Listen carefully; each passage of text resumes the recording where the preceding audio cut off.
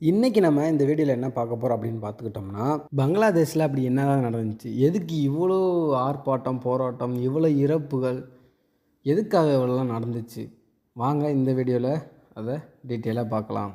மறக்காமல் நம்ம சேனலுக்கு சப்ஸ்கிரைப் பண்ணிக்கோங்க. கடந்த ஜூலை மாதம் பங்களாதேஷ் அரசு வந்து பார்த்திங்கன்னா, அரசு பணிகளுக்காக அறிவிக்கப்பட்ட இடஒதுக்கீடை ரத்து செய்ய தான் இந்த ஒரு போராட்டம் நடந்துச்சு.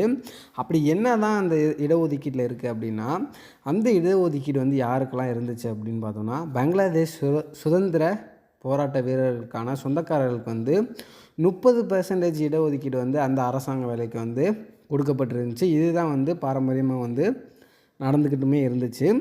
இதனை எதிர்த்து தான் வந்து பார்த்தோம்னா, ஸ்டூடெண்ட்ஸ் அண்ட் யங்ஸ்டர்ஸ் படித்த பட்டதாரிகள் வந்து இதை எதிர்த்து வந்து போராடுறாங்க. எங்களுக்கும் வந்து பார்த்திங்கன்னா அதில் இடஒதுக்கீடு வேணும் அப்படின்னு சொல்லிட்டு இதுக்கு வந்து போராட்டம் பண்ணுறாங்க. இந்த போராட்டம் வந்து பார்த்திங்கன்னா போராட்டமாக உருவெடுத்து அதுக்கப்புறம் வன்முறையாக வந்து வெடிக்குது. இது வந்து மிகப்பெரிய வன்மமாக மாறி 200க்கும் மேற்பட்ட ஸ்டூடெண்ட்ஸ் வந்து இதில் கொல்லப்படுறாங்க.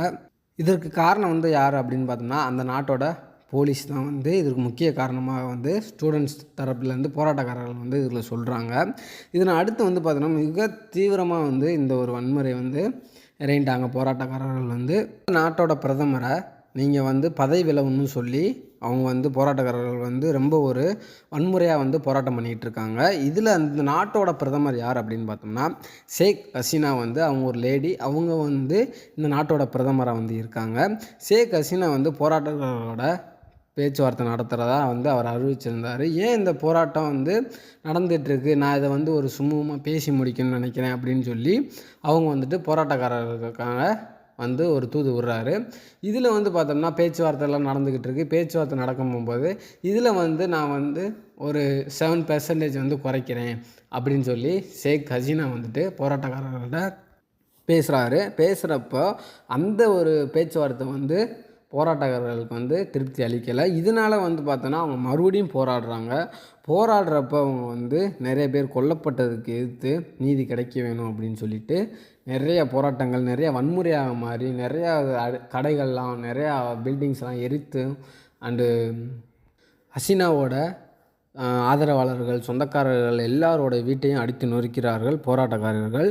இதில் வந்து பார்த்தோம்னா இதனை அறிந்த பிரதமர் ஷேக் ஹசீனா வந்து பார்த்தோம்னா பங்களாதேஷ் ஆர்மியை வந்து வர சொல்லி ஒரு கடிதம் எழுதுகிறாங்க. பங்களாதேஷ் ஆர்மி வந்து பார்த்திங்கன்னா அந்த போராட்டக்காரர்களை வந்து ரொம்ப ஒரு அடக்கிறதுக்காக ரொம்ப முயற்சிக்கும் போது என்ன நடக்குது அப்படின்னா, அந்த ஒரு பங்களாதேஷ் ஆர்மி வந்து பார்த்தோம்னா எப்பொழுதுமே நாங்கள் வந்து மக்களுக்கு ஆதரவாக தான் இருப்போம், இனிமேலும் நாங்கள் மக்கள் நலனுக்காகவும் நாட்டிற்கு தேவையாகவும் எங்கள் ஆதரவு வந்து தொடர்ந்துக்கிட்டே தான் இருக்கும் அப்படின்னு சொல்லி இராணுவ தளபதி யார் அப்படின்னு பார்த்தோம்னா ஜமான் வந்துட்டு இதில் வந்து சொல்லியிருக்காரு. இதனை தொடர்ந்து ஹசீனா வந்து பார்த்தோன்னா பதவியை ராஜினாமா செய்கிறாங்க. பதவியை ராஜினாமா செஞ்ச உடனே அவங்க வந்து பார்த்திங்கன்னா நாட்டை விட்டு இராணுவ ஹெலிகாப்டர் மூலம் இந்தியாவுக்கு வந்துடுறாங்க. இந்தியா வந்த உடனே இந்திய அரசு வந்து பார்த்தோன்னா இதற்கு ஷேக் ஹசீனாவிற்கு இந்த தற்காலிக இடம்தான் அப்படின்னு சொல்லியிருக்காங்க. அது மட்டும் இல்லை, இதனால் பிஎஸ்எஃப் வீரர்கள்லாம் வந்து பார்த்தோம்னா பங்களாதேஷ் பார்டர்லேயும் இந்தியாவோட பார்டர்லேயும் வந்து நிறுத்த வைக்கப்பட்டிருக்காங்க. போர் பதட்டம் வந்தாலும் வரலாம் அப்படின்னு சொல்லி அவங்க வந்து சொல்லியிருக்காங்க. ஷேக் ஹசீனா வந்து பார்த்தோம்னா அவங்க இந்தியாவில் வந்து தற்காலிகமாக தான் இருக்க போகிறாங்க. அவங்க லண்டனில் வந்து அவங்களுக்கு குடியுரிமையோ அல்லது அங்கே ஒரு வாழ்வதற்கு ஏற்ற ஒரு அனுமதி பெற்றவுடன் அவங்க இந்தியாவிலேருந்து கிளம்புறதா வந்து சொல்லியிருக்காங்க. அது மட்டும் இல்லாமல் பங்களாதேஷில் இருக்கிற ஹிந்து கோயில் எல்லாமே அடித்து நொறுக்கப்பட்டிருக்கு. அது வந்து மிக வேதனை அளிக்கக்கூடிய ஒரு விஷயமாக தான் இருந்திருக்கு. ஏன்னா அந்த அளவுக்கு வந்து போராட்டக்காரர்கள் ரொம்ப ஒரு வெறியோடு தான் இருந்திருக்காங்க. இந்த வீடியோ பிடிச்சிருந்தா லைக் பண்ணுங்கள், ஷேர் பண்ணுங்கள், கமெண்ட் பண்ணுங்கள்.